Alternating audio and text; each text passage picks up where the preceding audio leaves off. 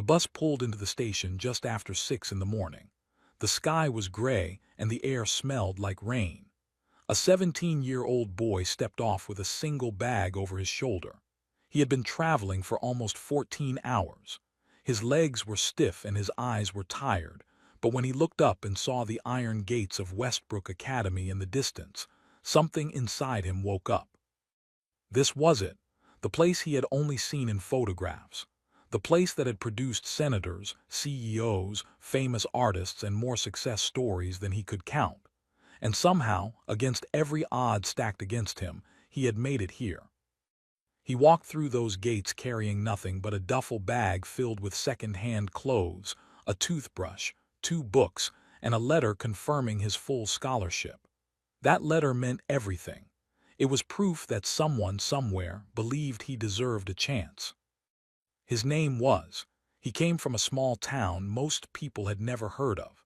The kind of place where dreams went to sleep and rarely woke up. His mother worked 2 jobs just to keep the lights on. His father had left when he was 3 years old, and he had no memory of the man's face. It was just him and his mom, fighting to survive in a world that didn't seem to care whether they made it or not. But was different, not because he thought he was special. He didn't. He just refused to accept that his story had to end the way everyone expected. While other kids in his neighborhood spent their evenings on the streets, he spent his in the local library. When the library closed, he studied under the dim light of a street lamp near his apartment. He taught himself things that weren't even offered in his school. And when he found an old, broken keyboard in a dumpster behind a music shop, he carried it home and taught himself to play. 3 keys didn't work. The sound was flat and tinny, but to him it was magic. Now here he was, standing at the entrance of one of the most elite schools in the country. Students around him were being dropped off in black cars with tinted windows. Their luggage was designer. Their clothes looked like they cost more than his mother made in a month.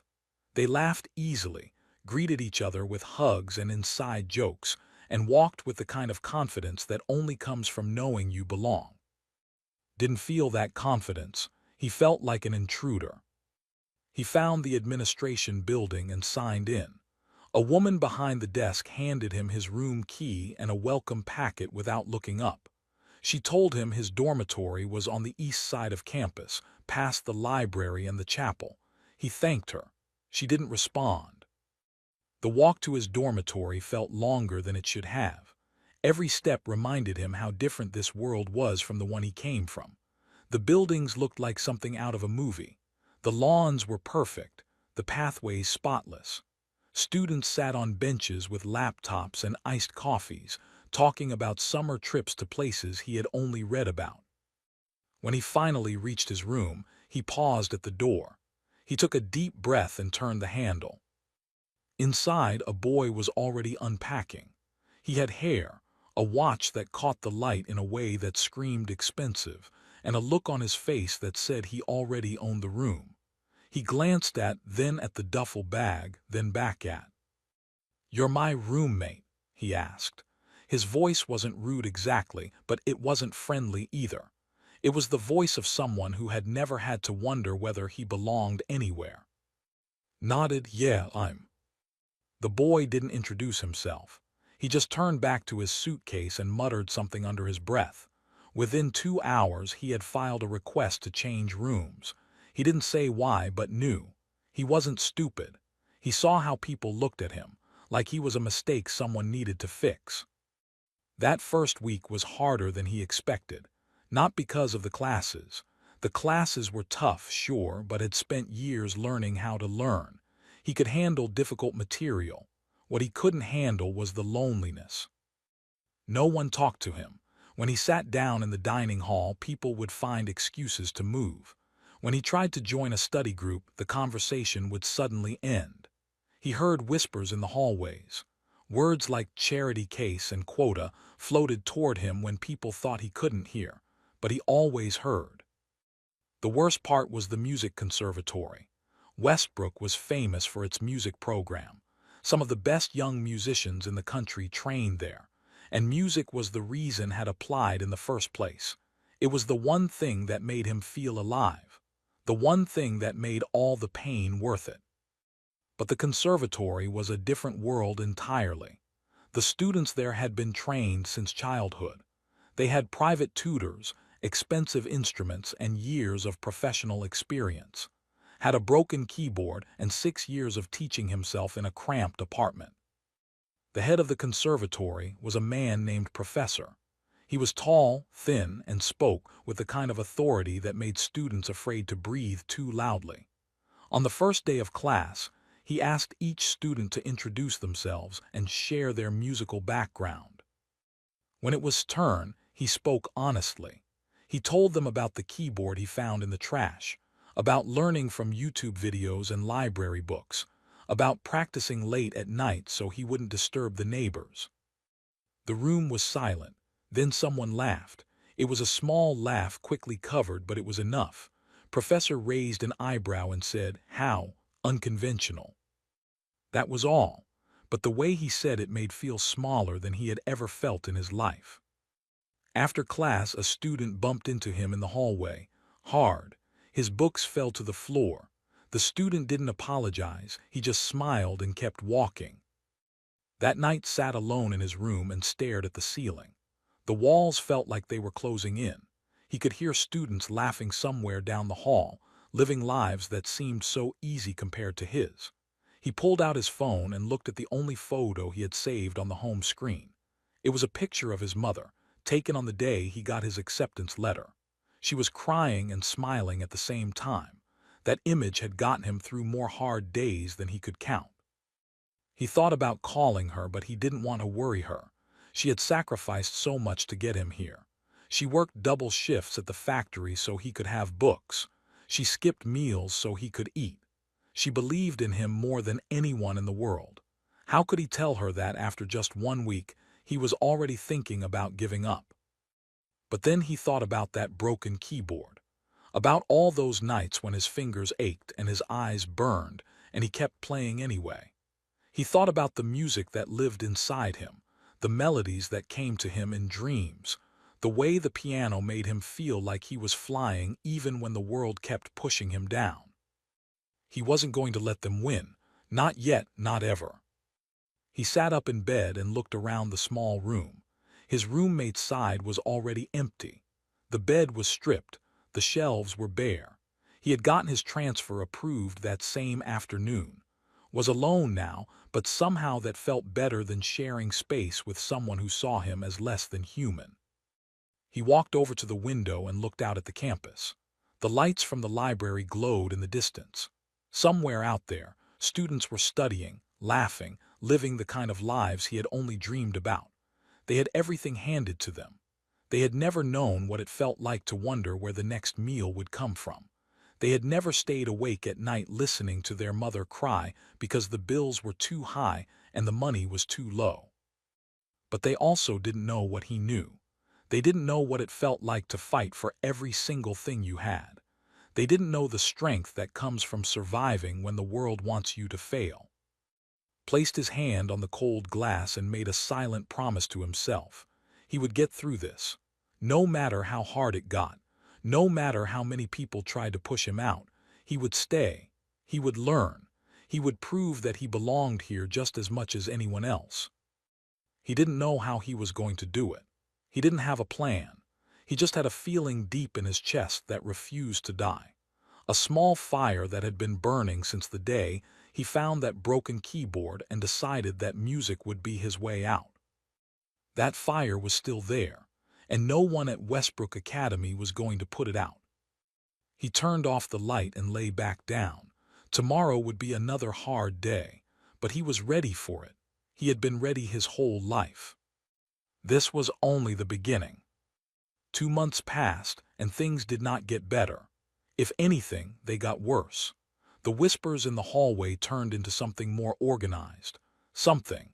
It was like the entire school had made a silent agreement that did not belong, and now they were working together to make sure he knew it. It started small. His laundry went missing from the dormitory machines. His name was left off group project lists. When he raised his hand in class, professors sometimes looked right past him like he wasn't even there. These things could have been accidents. Maybe someone grabbed the wrong clothes. Maybe the teacher didn't see him, but deep down knew the truth. This wasn't bad luck. This was a message. Then came the letter. One morning, he found an envelope slipped under his door. It was from the scholarship office. His heart dropped the moment he saw it.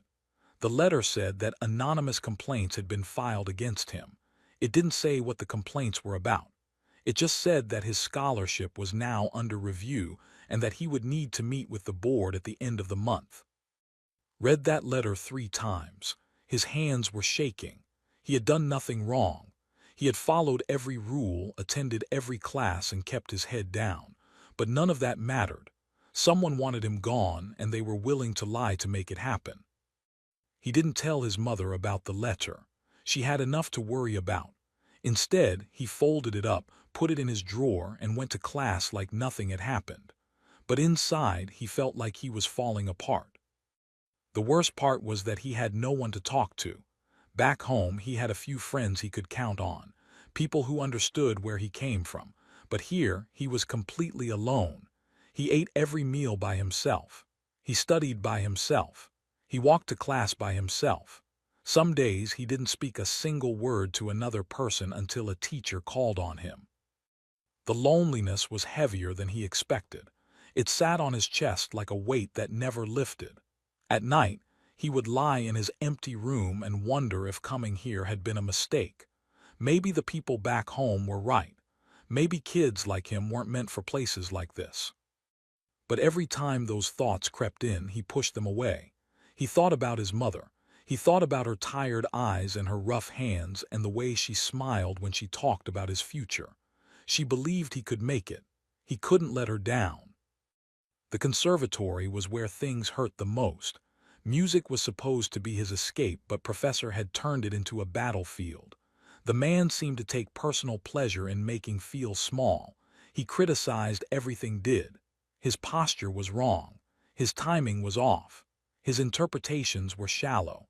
No matter how hard worked, it was never good enough. One afternoon, Professor stopped in the middle of a lecture and looked directly at. The whole class went quiet. "Tell me," the professor said, his voice cold and sharp. "What makes you think you can compete with students who have been training their entire lives? Do you really believe that a few years of playing on some broken instrument in your bedroom puts you on the same level as them?" Didn't answer. He couldn't. His throat felt tight and his face was burning. A few students snickered. Others looked away, embarrassed but unwilling to speak up. The silence in that room was the loudest thing had ever heard. Professor smiled slightly, like he had won something. Then he turned back to the board and continued his lecture as if nothing had happened. That night didn't sleep. He lay awake staring at the ceiling, replaying that moment over and over in his head. He thought about walking into the office the next morning and telling them he was done. He thought about packing his bag and catching the first bus home. He thought about how easy it would be to just give up. But then he thought about something else. He thought about the winter recital. Every year, the conservatory held a showcase where students performed in front of donors, alumni, and talent scouts. It was the biggest event of the year. Getting selected to perform was a huge honor, and for many students, it was the first step toward a professional career. Auditions were coming up in 2 weeks and had been preparing for months. He decided to audition, not because he thought he would get in. He knew the odds were against him, but he needed to try. He needed to show them that he wasn't going to disappear just because they wanted him to. When the day of the audition came, walked into the practice hall with his heart pounding. There were about 20 students waiting for their turn. They all looked calm and confident. Some of them were laughing and joking with each other, sat in the corner and kept to himself. When his name was called, he walked to the piano and sat down. Professor was at the judge's table, along with 2 other faculty members. The professor's face showed nothing, but his eyes were cold. Placed his fingers on the keys and began to play. He had chosen a piece that meant something to him. It was a classical composition, but he had added his own touches. Little hints of the gospel music he grew up hearing in church. Soft echoes of the blues his grandmother used to hum while she cooked. It was his story, told through music. He played with everything he had. For 3 minutes, he forgot about the whispers and the loneliness and the letter in his drawer. He forgot about Professor and the students who laughed at him. There was only the music. When he finished, there was a long silence. Then Professor leaned forward and spoke. "That was unconventional," he said, the same word he had used on the first day of class. "This recital is about tradition, about discipline. What you just played was self-indulgent noise." He turned to the other judges. "I don't think we need to hear any more." And just like that, it was over, was dismissed before he could even finish his second piece. He walked out of that room feeling like someone had reached into his chest and crushed his heart. That evening, he finally called his mother. He didn't tell her everything, but she could hear it in his voice. She always could. "Baby," she said softly, "I know it's hard. I know they're making you feel like you don't matter. But listen to me. You didn't come this far to quit. You didn't survive everything we've been through just to let some people in fancy clothes tell you who you are." Her voice cracked a little, and felt tears burning in his eyes. "They don't get to decide your future," she continued. "Only you get to do that, so you hold your head up and you keep going. You hear me?" He wiped his face and took a deep breath. "I hear you, Mom." After he hung up, sat in the dark for a long time, he thought about everything that had happened since he arrived. The rejection, the humiliation, the loneliness. It would have been so easy to give up. No one would have blamed him. No one would have even noticed. But something inside him refused to break. A small, stubborn flame that had been burning since the day he first touched a piano. The world had tried to put that flame out 1,000 times, and it was still there. He stood up and looked out the window at the dark campus. Somewhere out there, Professor and the students who mocked him were sleeping peacefully, certain that they had won. They were wrong. Didn't know how yet, but he was going to prove them all wrong. He was going to make them see what he was capable of. And when that day came, they would never forget it. He just had to find a way. After the failed audition, stopped trying to fit in. He stopped looking for study groups. He stopped hoping that someone would sit next to him at lunch. He accepted that he was on his own, and strangely, that acceptance gave him a kind of freedom he hadn't felt before. He couldn't practice in the conservatory anymore. Professor had made that clear. The practice rooms were reserved for students who showed real promise, and apparently wasn't one of them. So he had to find another way. One night, unable to sleep, he went for a walk around campus. It was past midnight and the grounds were empty. The buildings looked different in the dark, quieter, almost peaceful. He wandered without any real direction, just letting his feet carry him wherever they wanted to go. That's when he found it. Behind the old chapel, there was a door he had never noticed before. It was half hidden by overgrown bushes and looked like it hadn't been used in years. The wood was warped and the paint was peeling. Most people would have walked right past it, but something made stop. He pushed the door open. It groaned loudly, and for a moment he was afraid someone would hear, but no one came. He stepped inside and found a narrow staircase leading down into darkness. His heart was beating fast, but he kept going. At the bottom of the stairs, he found a small room. It was dusty and forgotten, filled with old furniture and boxes covered in cobwebs. But in the corner, pushed against the wall like it had been waiting for him, was an old upright piano. Stood there for a long time just staring at it. The piano was scratched and worn. Some of the keys were yellowed with age. But when he sat down and pressed a single note, the sound that came out was beautiful. It was out of tune, yes, but it was real. It was his. From that night on, had a secret. Every night after the campus went to sleep, he would sneak out of his dormitory and make his way to the basement room. He practiced from midnight until 4 in the morning, then slipped back to his room just before the sun came up. He survived on a few hours of sleep, but he didn't care. Those hours at the piano were the only thing keeping him alive. He didn't just play the pieces his professors assigned. He went deeper. He studied recordings of the greatest pianists in history. He read books about music theory that he borrowed from the library. He analyzed compositions note by note, trying to understand not just how they were written, but why. He wanted to know what made music move people, what made it stick in their hearts and never let go.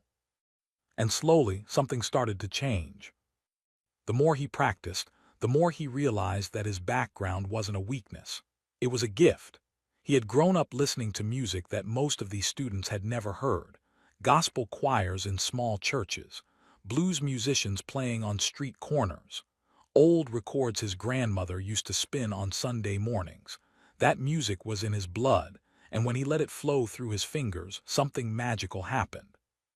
He started blending styles, classical technique mixed with gospel soul, precise fingering wrapped around the raw emotion of the blues. It wasn't like anything being taught at Westbrook. It wasn't what professor would call proper, but it was honest, it was real, and it was entirely his own. About 3 weeks into his secret practice sessions, got a surprise. He was deep into a piece one night when he heard a sound behind him. He spun around, his heart jumping into his throat. Standing in the doorway was an older man in a gray uniform, a janitor.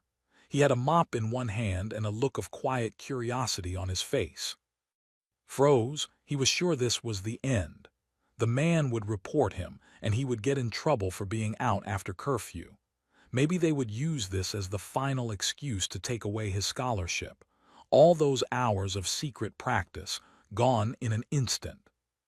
But the man didn't say anything. He just stood there listening. After a long moment he spoke. His voice was low and gentle. "Don't stop on my account." Didn't know what to say. "I'm sorry, I know I'm not supposed to be here." The man shrugged. "This room's been empty for 15 years.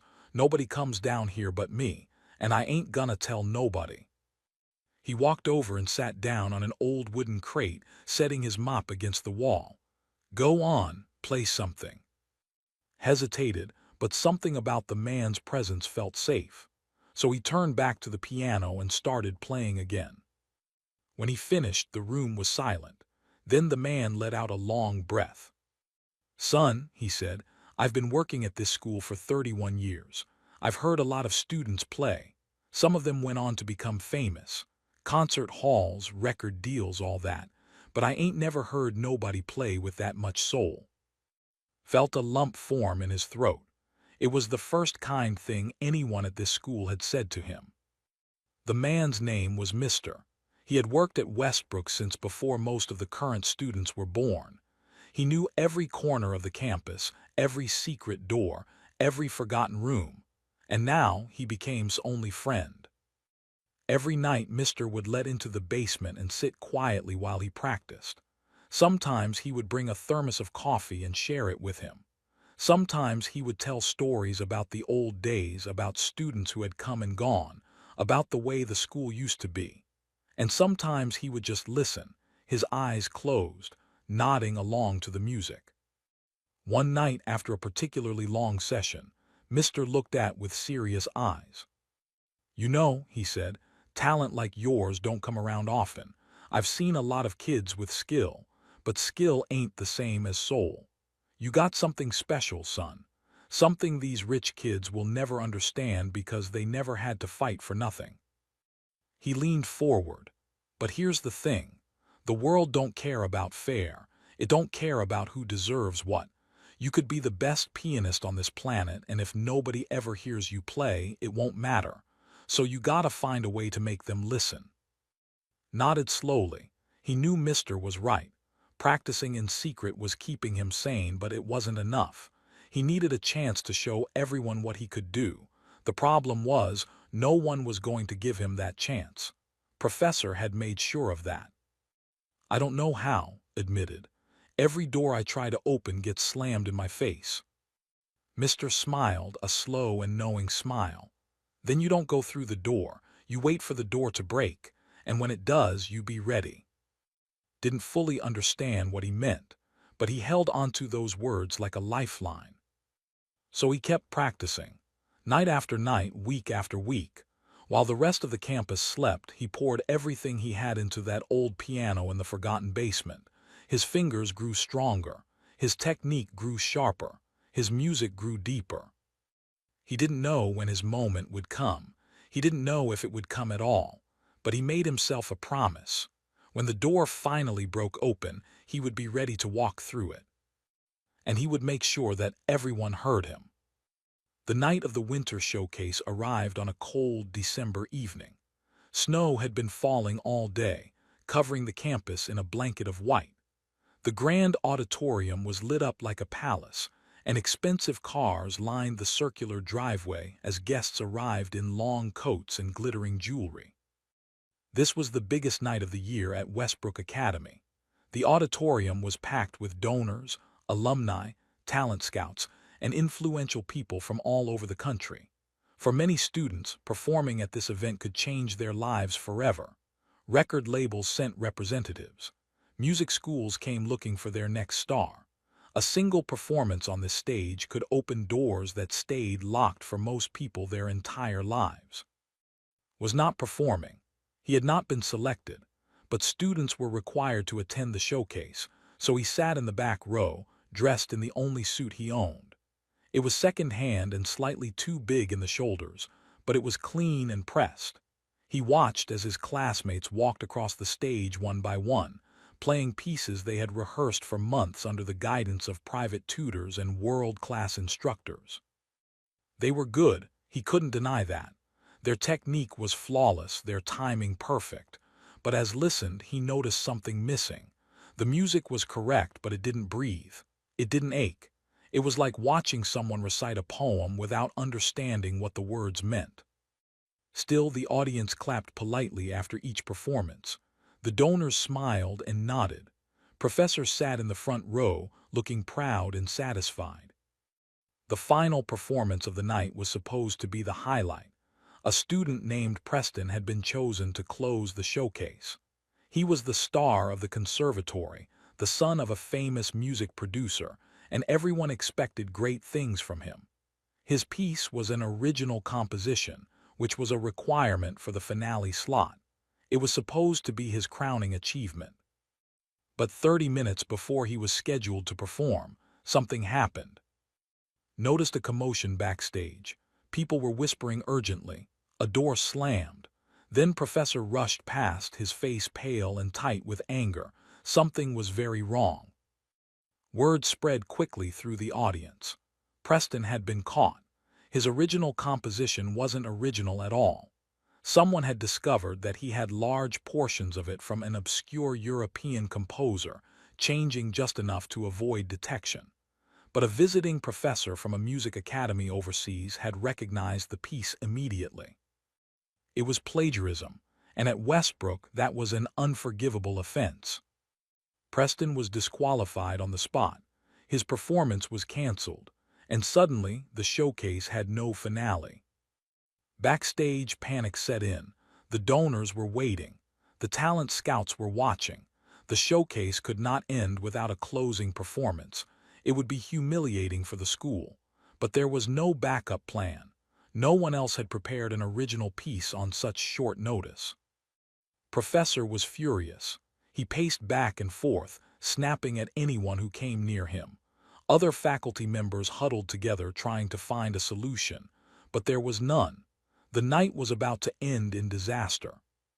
Then someone spoke up. It was Mrs., the head of admissions. She had been watching all year. She had seen how the other students treated him. She had read the anonymous complaints and quietly dismissed them as lies.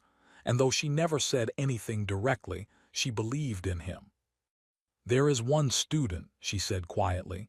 "He wasn't selected for the showcase, but I've heard he plays. Perhaps we could ask him." Professor looked at her like she had lost her mind. "Who?" When she said his name, the room went silent. Then Professor laughed bitterly. "Absolutely not.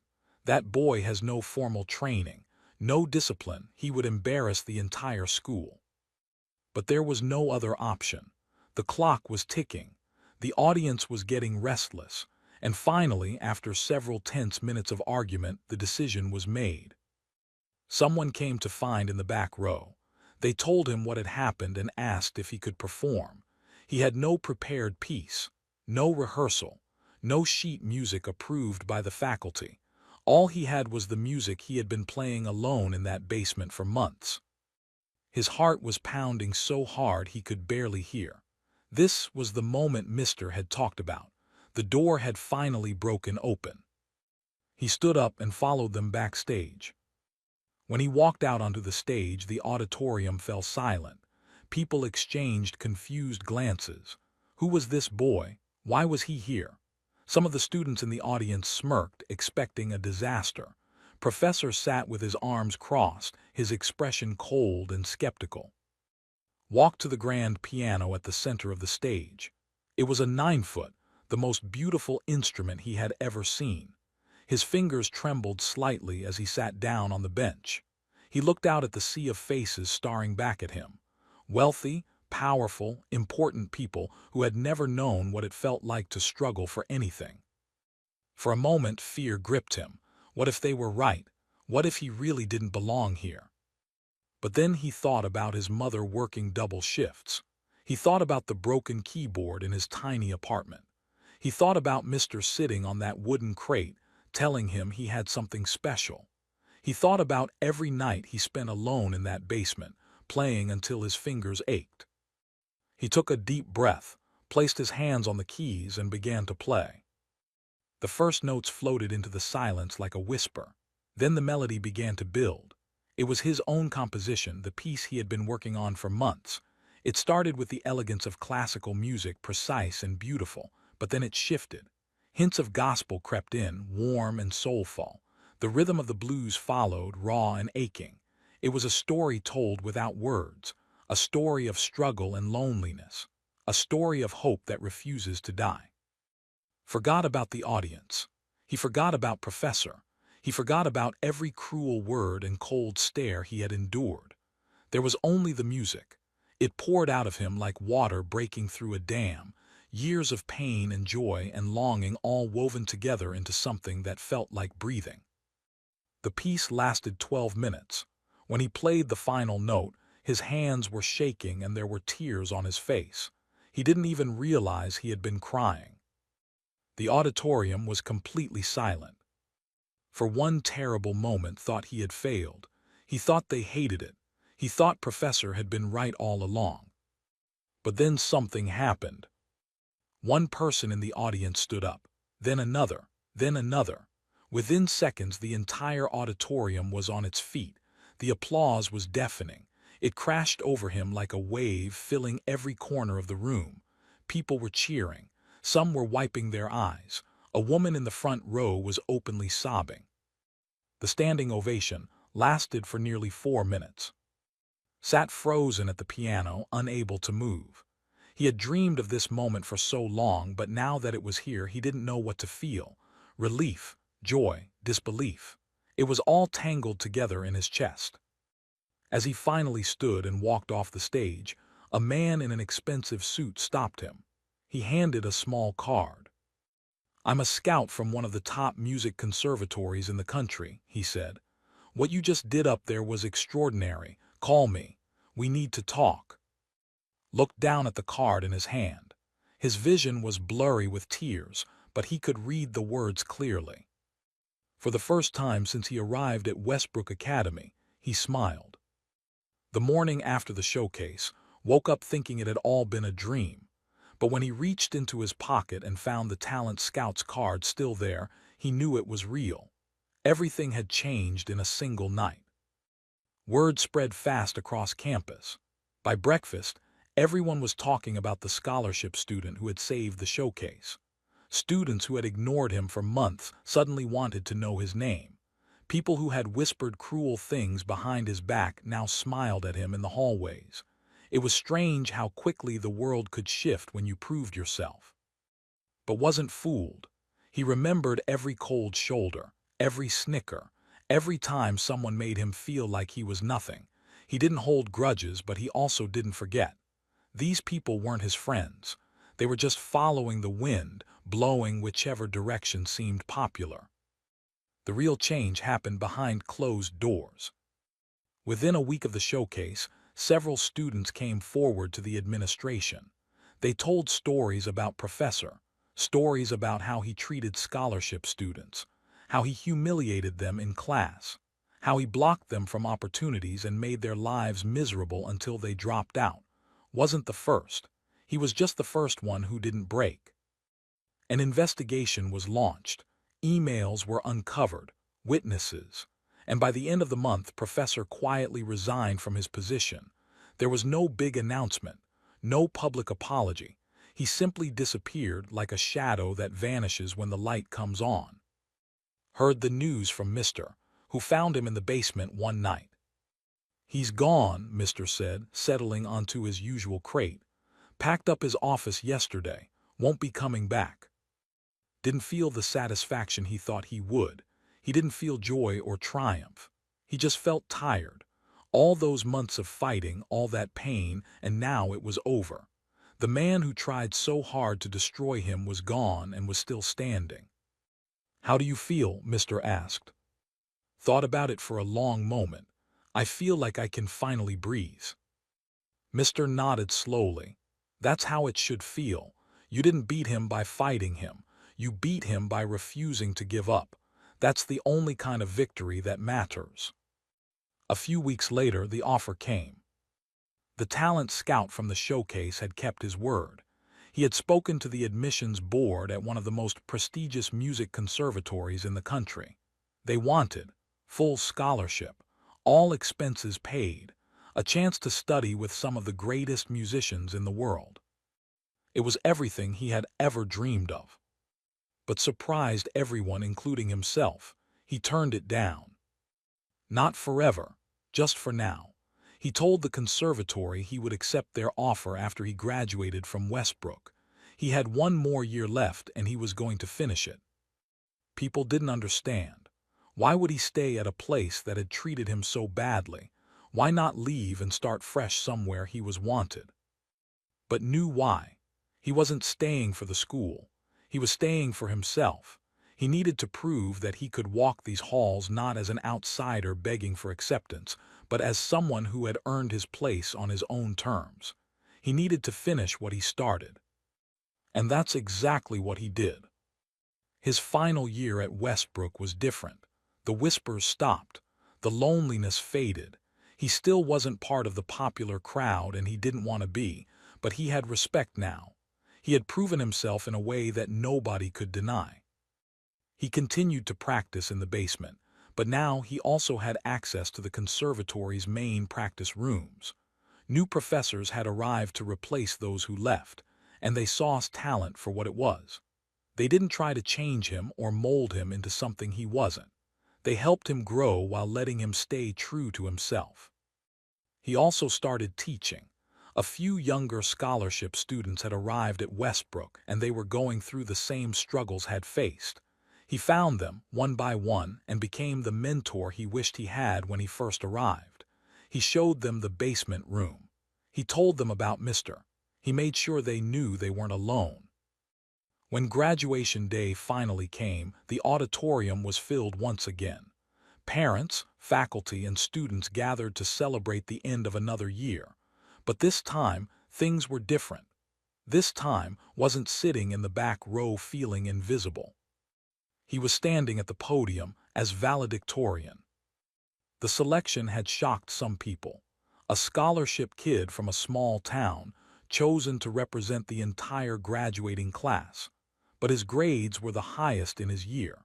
His performance at the showcase had become legendary, and the new administration wanted to send a message that Westbrook was changing. Looked out at the crowd. He saw faces that had once looked down on him. He saw teachers who had doubted him. And in the back, standing near the door in his gray uniform, he saw Mr. The old man gave him a small nod and felt a warmth spread through his chest. He kept his speech short. He wasn't interested in grand words or dramatic statements. He just wanted to say what was true.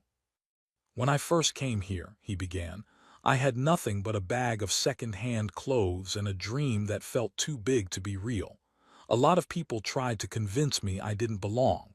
They tried to break me down. They tried to make me quit. He paused and looked across the silent auditorium. But I'm still here. Not because I'm better than anyone else. Not because I'm special. I'm here because I refuse to let other people write my story. And that's the only lesson that matters. No matter where you come from, no matter what people say about you, you are the only one who gets to decide who you become. He glanced toward the back of the room. Someone very wise once told me that the world doesn't care about fair. You can be the most talented person alive, and if no one ever hears you, it won't matter. So find your moment, and when it comes, be ready. He stepped back from the podium. Thank you. The applause that followed was different from the showcase. It wasn't shock or surprise. It was something deeper. It was recognition. After the ceremony, found Mr. outside, standing by the old chapel. You did good, son, Mr. said. Real good. Smiled. I couldn't have done it without you. Mr. shook his head. All I did was open a door. You're the one who walked through it. They stood together in the afternoon sun, looking out at the campus that had once felt like a prison. It didn't feel that way anymore. It felt like a place had conquered, not with anger or revenge, just with patience, hard work, and the refusal to give up. Years later, became an internationally recognized composer. His music blended classical traditions with the gospel and blues of his childhood, creating a sound that touched people all over the world. He won awards. He performed in famous concert halls. His name became known far beyond the walls of Westbrook Academy. But he never forgot where he came from. He started a foundation that provided instruments and music lessons to kids in communities. Kids like him. Kids with talent and dreams but no resources. He wanted to make sure that the next generation didn't have to fight as hard as he did. And every year he returned to Westbrook, not for the school but for Mr.